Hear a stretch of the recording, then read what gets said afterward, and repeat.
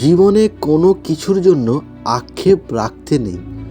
যা হওয়ার হয়েছে, যা হবে দেখা যাবে। আক্ষেপ বা আফসোস রেখে মনের শান্তি নষ্ট করলে লস আপনারই। সব কথার জবাব দাও, তবে উচ্চ আওয়াজে নয়, উচ্চ মানসিকতায়। মুখের কথা মানুষ আজ শুনে কাল ভুলে যাবে, কিন্তু তোমার আচরণে যে জবাবটা দেবে সেটা কখনোই ভুলবে না মানুষ।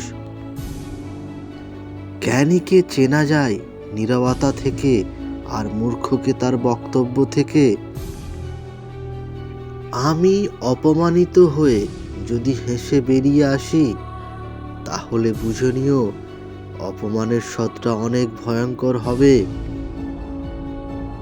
সে বলেছিল সবাইকে এক ভাবা ঠিক না, প্রয়োজন শেষে আমি তাকেও বদলে যেতে দেখেছি। আমার ভাগে একটু দুঃখ থাকতো না যদি ভাগ্য লেখার দায়িত্বটা আমার মায়ের হাতে থাকতো।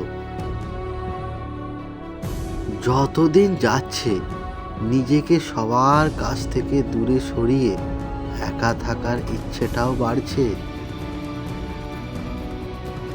যদি কাউকে কষ্ট দাও আর সে যদি চুপ থাকে, তবে তার নীরবতাকে ভয় পাও, কারণ এক বিচার স্বয়ং আল্লাহ তাআলা করবেন। মানুষজন চেঞ্জ হবেই, খারাপ সময় আসবেই, দুনিয়ার অশান্তির মনে হবেই, তবুও ভেঙে পড়া যাবে না। খারাপ সময়ের মতো ভালো সময়ও আসে, সবই মেনে নিতে হবে, মানতেই হবে। হ্যাঁ, জীবন ভয়ঙ্কর রকমের সুন্দর।